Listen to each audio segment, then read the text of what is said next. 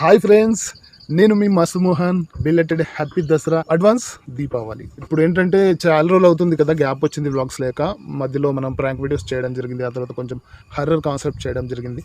So మళ్ళీ ఒక vlog plan చేశాను. ఏం లేదు, సింపుల్ అండ్ బెటర్ అనమాట. సో మంచి వీడియో. సో ఓపెన్ జిమ్లో మన కుర్రోళ్ళు మన పోరగాళ్ళు ఎలా కసరత్తు చేశారనేది.